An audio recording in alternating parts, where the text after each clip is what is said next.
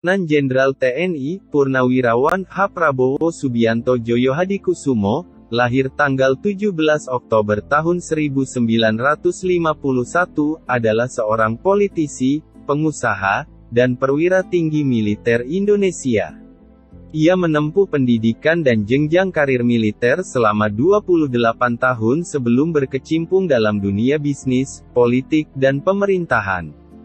Pada tanggal 23 Oktober tahun 2019, Prabowo dilantik menjadi Menteri Pertahanan ke-26 Republik Indonesia dalam Kabinet Indonesia Maju untuk periode 2019 hingga 2024. Sebagai Ketua Umum Partai Gerindra, Prabowo Subianto bersama Hatta Rajasa, maju sebagai calon Presiden Indonesia ke-7 dalam pemilihan umum 2014, namun diungguli oleh pasangan Joko Widodo dan Yusuf Kala.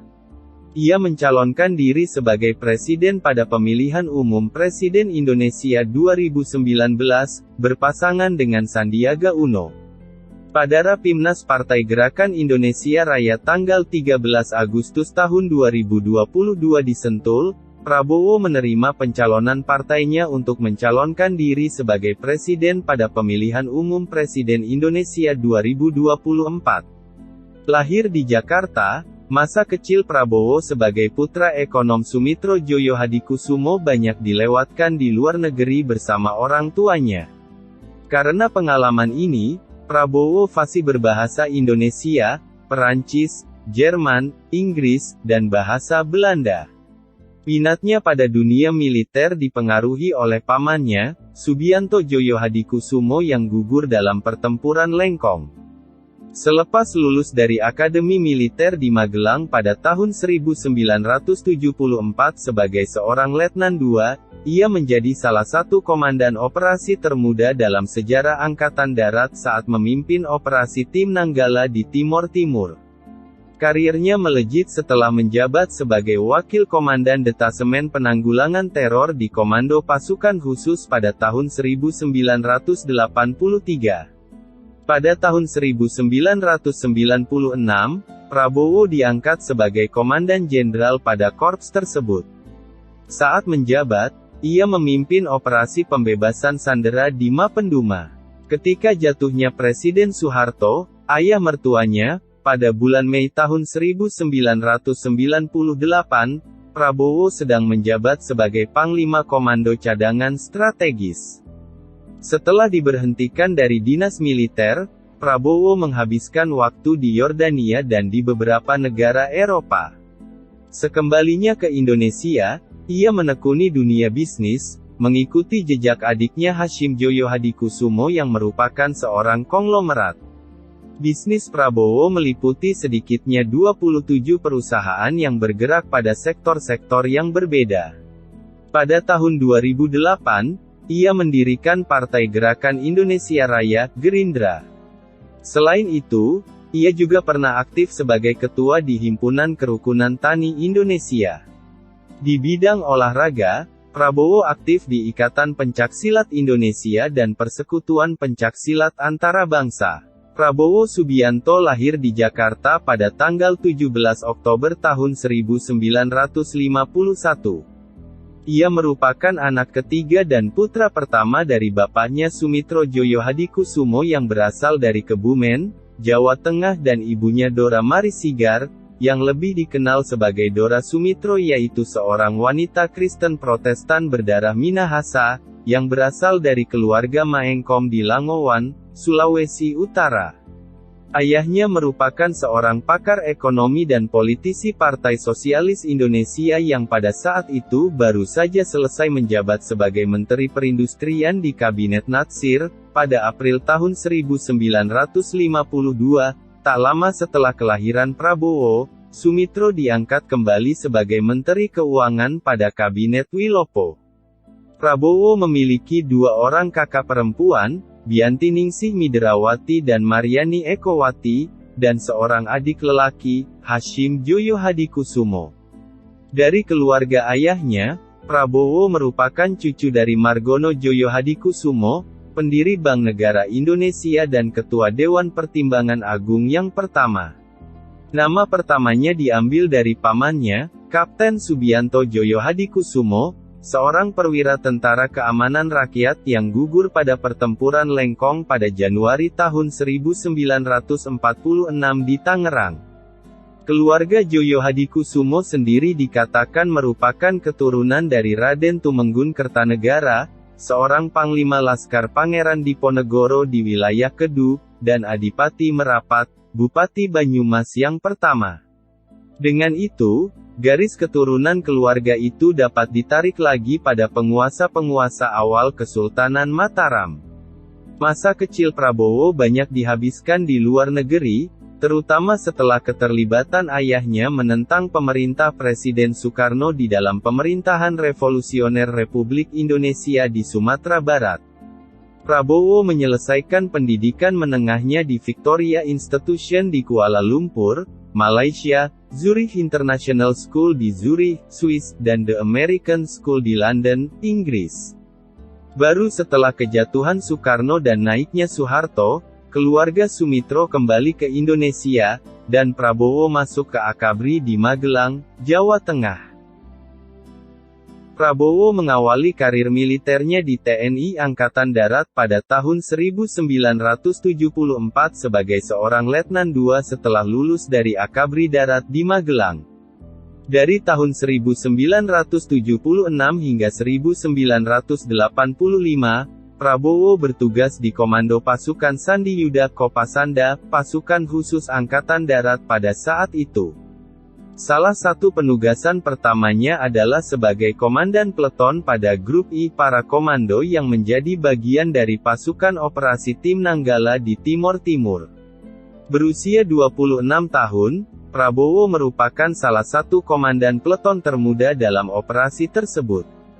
Ia berperan besar dalam memimpin sebuah misi penangkapan terhadap Nicolau dos Reis Lobato, pemimpin Fretilin yang pada saat operasi Seroja menjabat sebagai Perdana Menteri.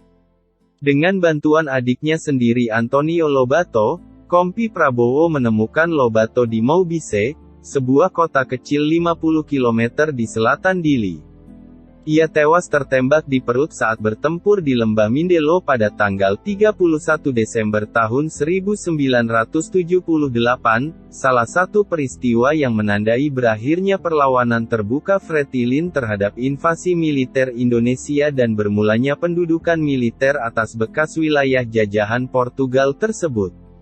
Pada tahun 1983, Prabowo telah menjabat sebagai Wakil Komandan pada Detasemen Khusus 81 Penanggulangan Teror, di Kopasanda. Pada tahun 1985, Prabowo menjadi Wakil Komandan Batalion Infanteri Lintas Udara 328, Yonif Para Rider 328, Dirgahayu, pasukan Para Rider di Kostrad. 2 tahun kemudian, setelah menamatkan pelatihan Special Forces Officer Course di Fort Benning, ia menjadi komandan batalion tersebut, jabatan yang dijabatnya selama 3 tahun. Pada 1991, ia menjabat sebagai Kepala Staf Brigade Infanteri Lintas Udara 17 Brigif Para Rider 17 Kujang I, yang bermarkas di Cijantung. Dalam kapasitas itu, Prabowo yang saat itu telah berpangkat Letnan Kolonel terlibat dalam operasi pemburuan dan penangkapan Sanana Gusmao, salah satu tokoh pemimpin gerilyawan Fretilin. Pada tahun 1993, Prabowo kembali ke pasukan khusus, yang kini dinamai Komando Pasukan Khusus Kopassus. Ia diangkat menjadi Komandan Grup 3 Sandi Yuda, salah satu komando kontra-insurgensi Kopassus. Ia seterusnya menjabat sebagai Wakil Komandan Komando dan Komandan Komando, di bawah kepemimpinan Brigadir Jenderal Agung Gumelar dan Brigadir Jenderal Subagio Hadi Siswoyo. Pada bulan Desember tahun 1995, Prabowo diangkat sebagai Komandan Jenderal Kopassus dengan pangkat Mayor Jenderal. Sebagai Komandan Jenderal, salah satu tugas pertama Prabowo adalah operasi pembebasan sandera Mapenduma. Kopassus, terutama Sat 81 Gulter yang pernah dipimpin langsung oleh Prabowo, memiliki pengalaman dalam menangani operasi pembebasan sandera. Yang paling dikenang adalah keberhasilan menyelamatkan penumpang Garuda DC-9 Woyla di Bangkok pada 1981. Operasi ini berhasil menyelamatkan 10 dari 12 orang peneliti yang tergabung dalam ekspedisi Lawrence 95 dan diculik oleh gerilyawan Organisasi Papua Merdeka, OPM.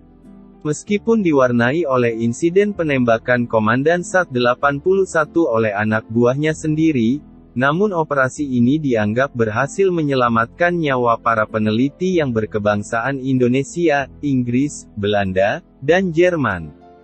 Pada tanggal 26 April tahun 1997, tim pendaki Indonesia yang terdiri atas anggota Kopassus, Wanadri, FPTI, dan Mapala UI berhasil menaklukkan puncak Gunung Everest, gunung tertinggi di dunia, dan mengibarkan bendera merah putih di sana. Misi ini didukung dan diprakarsai langsung oleh Prabowo sebagai Komandan Jenderal Kopassus. Pada tanggal 20 Maret tahun 1998, Prabowo diangkat menjadi Panglima Komando Cadangan Strategis Angkatan Darat, jabatan yang pernah disandang ayah mertuanya Presiden Soeharto. Pengangkatan ini terjadi hanya 10 hari setelah Majelis Permusyawaratan Rakyat memilih Soeharto untuk periode kelima sebagai presiden. Sebagai Panglima Kostrat, Prabowo membawahi sekitar 11.000 pasukan cadangan ABRI. Sebagai Panglima, Prabowo meminta Panglima Angkatan Bersenjata Jenderal Wiranto agar diizinkan untuk menggerakkan pasukan cadangannya dari luar Jakarta untuk membantu meredam kerusuhan Mei tahun 1998. Meskipun permintaan ini kemudian ditolak oleh Wiranto, Prabowo diduga menerbangkan ratusan orang yang telah dilatih oleh unit-unit Kopassus di bawah pengawasannya di Timor Timur dari Dili menuju Yogyakarta, kemudian menuju Jakarta menggunakan kereta api. Menurut beberapa sumber, Prabowo juga dimintai pertolongan oleh Mayor Jenderal Safri Samsudin, Panglima Komando Operasi Jakarta Raya, untuk ikut mengirimkan pasukannya untuk mengamankan ibu kota. Permintaan ini dipenuhi oleh Prabowo dengan mengirimkan serdadu Kostrat untuk mengamankan beberapa bangunan penting, seperti rumah dinas Wakil Presiden B.J. Habibie di Kuningan. Prabowo berperan membujuk Amin Rais, salah satu tokoh pemimpin gerakan reformasi, untuk membatalkan rencana digelarnya doa bersama di kawasan sekitar Monas untuk alasan keamanan. Pada tanggal 14 Mei ia bertemu dengan beberapa penggerak reformasi seperti Adnan Buyung Nasution dan Bambang Wijoyanto untuk mendiskusikan situasi yang tengah genting. Presiden Soeharto mengumumkan pengunduran dirinya pada tanggal 21 Mei tahun 1998. Penggantinya, Habibie, dilantik pada hari yang sama. Pada siang harinya, Prabowo menemui Habibie dan meminta agar dirinya ditunjuk sebagai Panglima ABRI menggantikan Wiranto. Justru, Habibie memberhentikan Prabowo dari jabatannya sebagai Panglima Kostrat. Prabowo yang berangkat mendatangi Istana Negara, namun dihalangi untuk bertemu Presiden. Ia kemudian memerintahkan agar istana dikelilingi oleh tank dan serdadu Kostrat. Prabowo digantikan oleh Jenderal Joni Lumintang, yang hanya menjabat selama 17 jam sebelum digantikan oleh Letnan Jenderal Jamari Caniago. Setelah diberhentikan, Prabowo menemui ayah mertuanya Soeharto, yang justru tidak mendukungnya. Ia akhirnya menerima penugasan sebagai Komandan Sekolah Staf dan Komando ABRI di Bandung, menggantikan Letnan Jenderal Ari J. Kumaat. Pada tanggal 14 Juli tahun 1998, Panglima ABRI membentuk sebuah Dewan Kehormatan Perwira yang diketuai oleh Jenderal Subagio Hadi Siswoyo dan dianggotai oleh 6 orang Letnan Jenderal, Fahrul Razi, Wakil Ketua, Jamari Caniago, Sekretaris, Ari J. Kumaat, Agung Gumelar, Susilo Bambang Yudhoyono, dan Yusuf Kartanegara. Dewan ini memeriksa Prabowo dalam 7 butir tuduhan, salah satunya adalah sengaja melakukan kesalahan dalam analisis tugas, melaksanakan dan mengendalikan operasi dalam rangka stabilitas nasional yang bukan menjadi wewenangnya, tetapi menjadi wewenang Pangap, tidak melibatkan staf organik dalam prosedur staf, pengendalian dan pengawasan, dan sering keluar negeri tanpa izin dari Kasat ataupun Pangap. Selama persidangan, Prabowo mengklaim dirinya sebagai seorang tawanan perang yang dilindungi oleh Konvensi Jenewa dan kerap menggunakan haknya untuk tidak bicara, sehingga membuat frustrasi para anggota dewan yang sudah harus memakai rompi anti peluru. Sebagai seorang perwira tinggi militer, Prabowo diadili berdasarkan Kitab Undang-Undang Hukum Pidana dan Kitab Undang-Undang Hukum Pidana Militer.